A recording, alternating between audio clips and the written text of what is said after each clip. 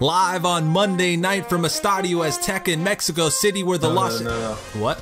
Game was in LA. They don't have that in the game. They don't have it in the game?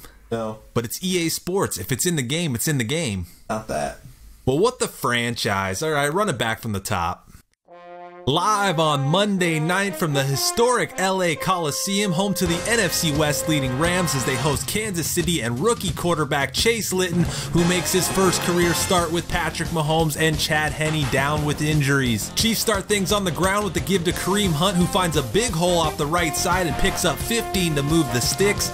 Then on 3rd and 3, Andy Reid puts the ball in Litton's hands, who puts the ball in Sammy Watkins' hands on the slant for 14 more to the Ram 33. 2 plays later, Litton play fake, stands in and threads the needle to a diving Tyreek Hill for 23 yards, setting up 1st and goal. But on 3rd and goal, Litton finds Sammy Watkins late, but he goes out of bounds at the 5, which brings on Harrison Butker for the 22-yard field goal, and the Chiefs go up 3-0. Ensuing drive, Goff fakes to Gurley and then finds Tyler Higbee, who hangs on after the big hit by Justin Houston for a gain of 20.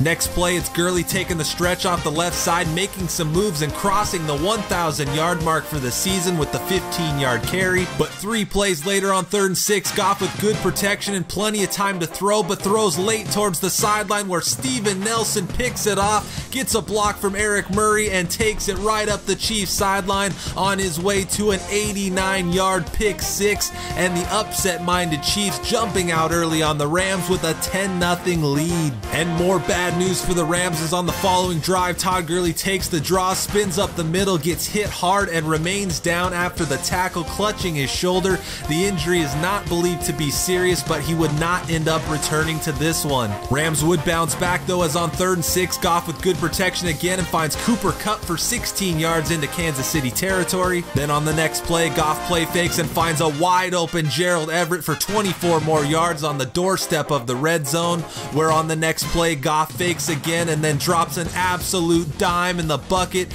as he hits tight end Tyler Higbee with 3 Chiefs around him for the 25-yard score, and 2 minutes and 13 seconds after the pick 6, the Rams have cut it back to 3. Second quarter now, Rams back with the ball and faced with a 3rd and 7 where Goff is going to get just ridiculous protection from his line before finally finding Brandon Cooks coming back to the ball for the 12-yard gain. 3rd and long again, and Goff is going to escape the pocket to his left this time before hitting Cooper Kupp, who just gets past the marker for 13 yards and a 1st down. Then 5 plays later on 3rd and short, Goff play fake, stands in and hits Brandon Cooks, who makes a man miss on his way to the 17-yard catch and run. 2 plays later, it's Goff going back to Kupp, who catches it at the 11, avoids a bunch of Chiefs, and then takes to the skies and goes down at the 8. But on 3rd and goal from the 3, Goff looks to throw again, nowhere to go, so he throws it away, holding on the play anyway, so out comes Greg Zuerlein, and we head into half tied at 10 apiece. Rams start the second half selling the run, but Chiefs rookie Dorian O'Daniel isn't buying as he engulfs Goff for the sack. But on 3rd and 9, the Chiefs defense can't get the stop again as Goff finds Brandon Cooks, who hangs on for the 22-yard catch. Then on the next play, it's back to play action, and Goff stands in and finds a wide open Tyler Higbee for 25 yards inside the Chiefs 30. But 2 plays later, Goff play fakes and again has all day to throw, but again throws late to the sideline where Anthony Hitchens picks him off in nearly the same spot on the field where Steven Nelson did earlier, and the Chiefs keep points off the board as the game remains tied at 10. Following the turnover, Litton looks to throw and finds Demetrius Harris on the crosser, who gets 14 before being tripped up out of bounds. Then on 3rd and inches, the Chiefs call in the Sherman tank, who advances forward for only 1 yard, but he does get the first. But 3 plays later, Litton looking to throw but nowhere to go, this time as Aaron Donald drops him for the sack, forcing a Chiefs punt. Then immediately following the punt, it's Gurley's replacement Malcolm Brown finding a cutback lane and hitting open field. Steven Nelson finally drags him down, but not before a 40-yard gain. Then 2 plays later, it's a different back rookie John Kelly running through tackles and finding more open field on his way to a 31-yard gain.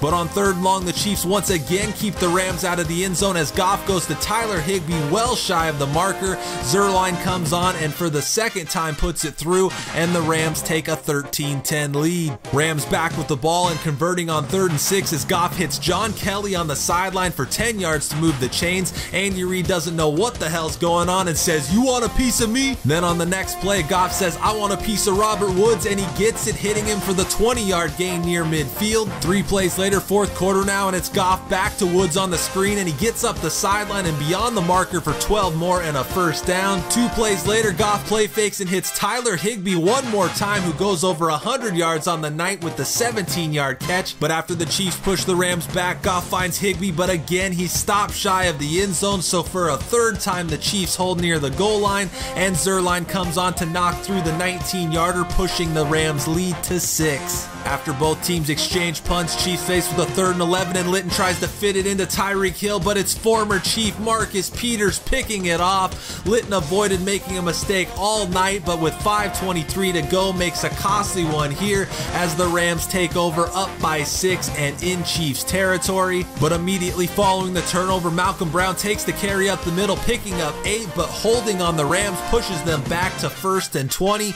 Then on 3rd and 14, Goff looks to throw, moves to his left and goes down the middle, but Anthony Hitchens with the physics-defying swat, and the Chiefs get the stop they need with 3:45 to go, but now they need a touchdown. First play of the drive, and Litton, unaffected by the interception, goes deep to the former Ram, Sammy Watkins, who makes the catch, picking up 31 yards, and just like that, the Chiefs find themselves in Rams territory. But on 2nd down, Litton looking for Watkins again, but well off target, incomplete, bringing up 3rd down, where Litton looks to throw again and tries to float one deep to Travis Kelce, but it's well underthrown and nearly picked off. Setting up 4th down, where Litton steps up and fires a rocket to Sammy Watkins for 18 yards and a game-saving first down as we hit the 2-minute warning. And then out of the 2-minute warning, it's Litton looking to throw again, and he floats one deep to Tyreek Hill, who makes the catch in the back of the end zone. And with 1:55 to go, Chase Litton leads a 6-play, 74-yard drive, and the Chiefs are an extra point away from taking the lead.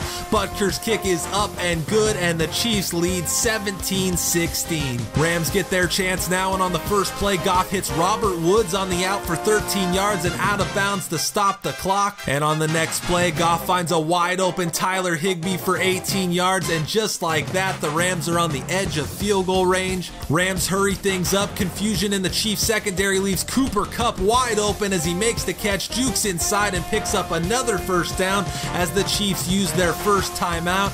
After 2 runs brings up 3rd and 11, Goff looks to throw and finds Kupp again, but marker down, and holding is going to push the Rams back to the Chiefs 39. So on 3rd and 21, Goff looking to get the Rams closer and finds Robert Woods, who is immediately tackled for only a 4-yard gain, which sets up a 52-yard field goal attempt for Greg the Leg Zuerlein, who puts it right down the middle with 22 seconds to go. Chiefs with no timeouts need a miracle, and on the first play, Litton loads up and fires deep for Sammy Watkins, who makes the catch. No, he dropped it.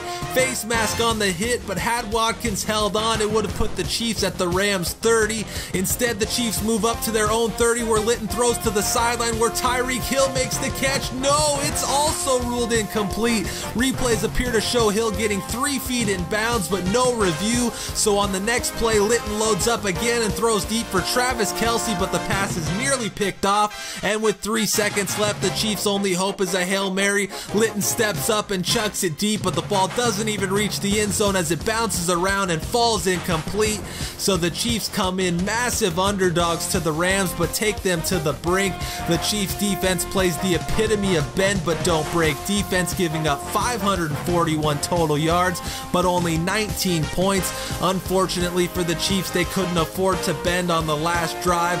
Litton in his first career start goes 15 of 26 for 173 yards, while Goff gets his 19th career win as he throws for nearly 400 yards on 32 of 40 passing, but does throw the 2 interceptions. The Rams move to 8-3 heading into their bye week before they head to Detroit. Meanwhile, Kansas City also heads into their bye week, and at 5-6 will need a strong finish if they want any chance to make the playoffs.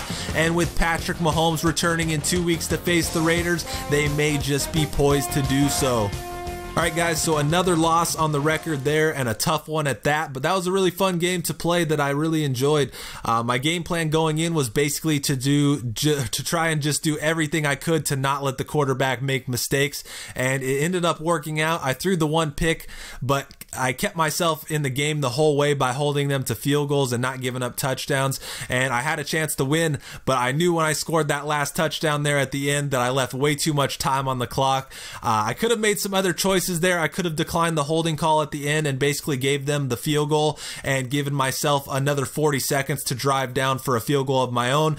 But what I was hoping for there is that I could force an incomplete pass and still have that time, and then also force them to like a 57-yard field goal, I think it would have been, but it wasn't to be. But then after that, what a roller coaster of emotions. I thought Sammy Watkins caught the pass where I got the face mask call, and then on the next play I just strictly got robbed by whatever the hell happened there. I don't know how it didn't count as a catch, first of all, and then I don't know how it didn't even get reviewed.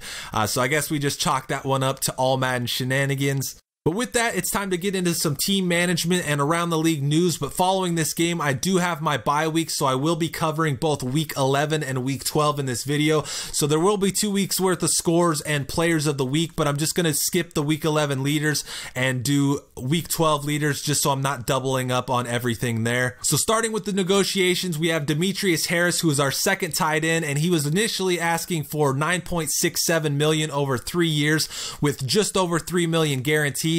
I initially offered him slightly more, to which he refused, and then the following week I bumped that up even more to $10.65 million with $3.15 million guaranteed, and he just flat out rejected that. So he'll be hitting free agency, but not really a huge loss there. And then we also had dealings with wide receiver DeAnthony Thomas, who is the primary kick returner and the 5th receiver on the depth chart. He was asking for a 1-year deal worth just over $2 million with just over $1 million guaranteed. I tried offering him a contract worth $2.5 million with only $900K guaranteed, but he rejected that, and then I rejected him by withdrawing negotiations. I didn't want to get too tied to him with bonus just because the chances of him getting cut during preseason next year is pretty likely, and he's not exactly going to be hard to replace. But moving on to scouting for both weeks 11 and 12, we had one tweet in week 11 from Todd McShay that said teams are working overtime reshaping their wide receiver rankings after news of Jamal Gardner's injury. Tough break for him. So he's actually disappeared from the scouting board and is unable to be scouted, so I'll write his name down and keep an eye out for him down the line. But moving to the players that we did add to the draft board this week, we start with Shenard Bridges, a first-round projected defensive tackle out of Stanford, who looks pretty good. Then from Notre Dame, we have Raphael Weeks, who is a center, who is also a first-round projection, and then Nordley Havner, who is a 6'1 corner out of Louisville, who is a third-round projection, but a second-round true talent. And then lastly, Carrington Butler, a left tackle out of Northern Illinois, who is a scheme fit and a 6th-round projection, as well as a 6th-round true talent. But moving forward to around the league news, starting with week 11 scores, where on Thursday night the Packers went to Seattle and beat the Seahawks 28-24. Moving to Sunday, the Bengals get a big win in overtime over the Ravens. Vikings handle the Bears in Chicago. Panthers get by the Lions. Titans handle the Colts. Falcons beat the Cowboys 35-31. Buccaneers smash the Giants in New York 34-10. Saints and Eagles go to overtime, but it's New Orleans coming out on top with the 37-31 dub. Redskins squeak by the Texans. Broncos go to Los Angeles and beat the Chargers. Cardinals take down the Raiders. And then on Sunday night, the Jaguars beat the Steelers by 14. And then, as you all saw, the Rams took us down 19-17 on Monday night. Browns, 49ers, and the entire AFC East had week 11 off. Taking home the AFC Offensive Player of the Week for Week 11 was Andy Dalton of the Bengals. Dalton completed 27 of his 40 passes and threw for 344 yards and 4 touchdowns to help the Bengals win their 4th game in a row as they defeated Baltimore 30-24 in overtime. This is Dalton's 3rd time being named AFC Offensive Player of the Week. As for the NFC, it was Falcons quarterback Matt Ryan winning the award for the 3rd time this year and 11th time of his career. Ryan was 31 of 45, throwing for nearly 400 yards and threw 4 touchdown passes to 1 interception as he helped lead his Falcons past the Cowboys in Dallas. On the defensive side, T-Sizzle Terrell Suggs took home the player of the week for the AFC. Suggs made 5 tackles, all of which were solo, with one being for a loss. Suggs was also able to get to Andy Dalton and drop him twice, while also forcing and recovering a fumble that he returned for a whopping 1 yard. Despite Suggs' performance, as mentioned before, the Ravens fell 30-24 to the Bengals. As for the NFC, the defensive player of the week goes to Quandre Diggs of the Lions. Diggs notched 9 tackles, 1 for loss, a pass breakup, and also picked off a Cam Newton pass and returned it 13 yards for a score. Despite Diggs' performance, his Lions were still on the losing end of the game against the Panthers, falling 21-16 in Detroit. So with that, we move to week 12, where things kicked off as usual on Thursday night with an NFC North battle between the Bears and Lions, where the Bears came away with the 14-6 win. Moving to Sunday, we had more division clashes as the Cowboys beat the Redskins 38-35, the Saints beat the Falcons 38-37, and the Bengals beat the Browns 26-10. From division clashes to conference matchups, the Panthers beat the Seahawks, Jaguars take down the Bills, Ravens beat the Raiders, Dolphins hand the Colts a 21-17 loss. Buccaneers need overtime to take down the 49ers 23-17. Giants upset the Eagles in Philadelphia. Patriots beat the Jets. Cardinals get a big win in overtime over the Chargers, while the Steelers destroyed the Broncos, so a good week for us on the bye. Then on Sunday night, the Vikings keep their NFC North hopes alive with a 23-17 overtime win over the Packers. And then on Monday night, the Texans take down the Titans 28-13 in Houston. Week 12's AFC Offensive Player of the Week is the Steelers' Ben Roethlisberger. The 15th-year quarterback out of Miami, Ohio University, was 21-35 passing for 308 yards and 4 touchdowns, resulting in a 126.8 passer rating. Roethlisberger's huge game helped the Steelers demolish the Broncos 43-13 in Denver, and is the 16th time of his career that he's been named the Offensive Player of the Week. And then in the NFC, it was 14th-year quarterback Alex Smith taking home the award. Smith was 29-47 passing, which is good for a 61.7 completion percentage, and he threw for 361 yards and 4 touchdowns in Dallas. Unfortunately for Smith and the Redskins, his third Player of the Week award wasn't enough, as Washington fell 38-35 to the Cowboys. Moving to the defense, Vontaze Burfict takes home the AFC award for the second time this year, last winning it for his performance against my Chiefs in Week 7.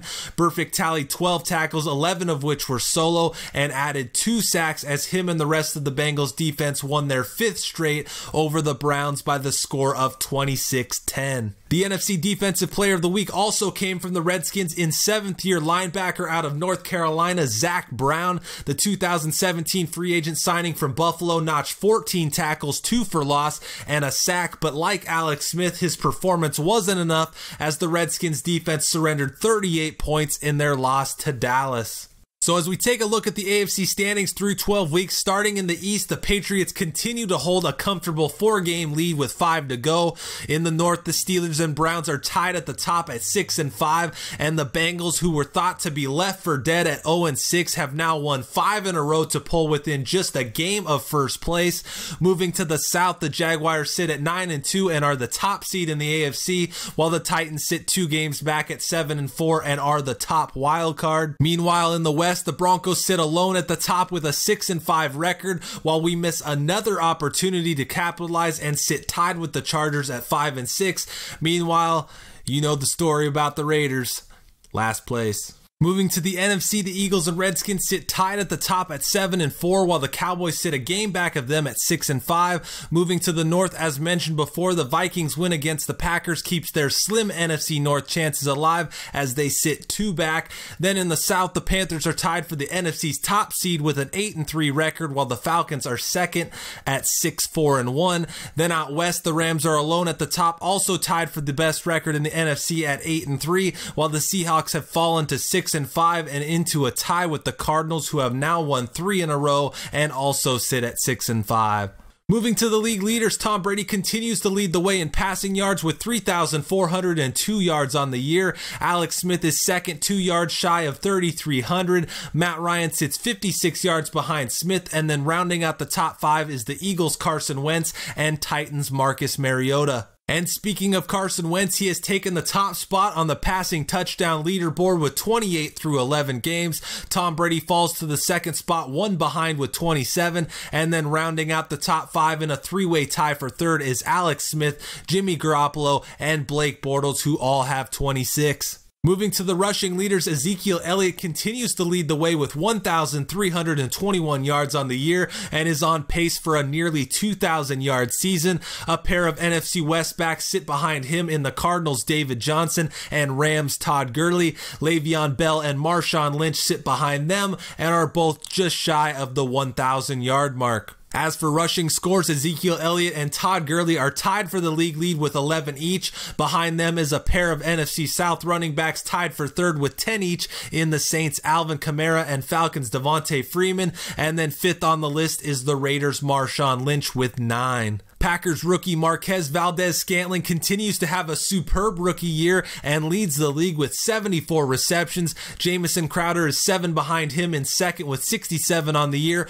with Julio Jones 1 behind him with 66. Behind Jones are Patriots receiver Julian Edelman with 63 catches and Titans receiver Corey Davis with 61. Jamison Crowder leads the way in receiving yards and has become the only player in the league to crack the 1,000-yard mark this year. Our own Sammy Watkins still sits at second, 101 yards behind Crowder, but 34 yards ahead of Jarvis Landry, who's in third. Julian Edelman has 858 yards in fourth and sits 17 yards ahead of another Chiefs receiver in Tyreek Hill, who is fifth. Jamison Crowder is vying for the receiving triple crown as he also holds a 3-touchdown lead on everybody else with 11 on the year. Tied for second behind him are the Texans' Bruce Ellington, the Jets' Quincy Enunwa, and Jaguars' Dede Westbrook. And then among many other players and receivers tied with 7 touchdown catches is the Lions' Golden Tate. Moving to the defensive side of the ball, the Cowboys' Sean Lee leads the NFL in solo tackles with 81 on the year.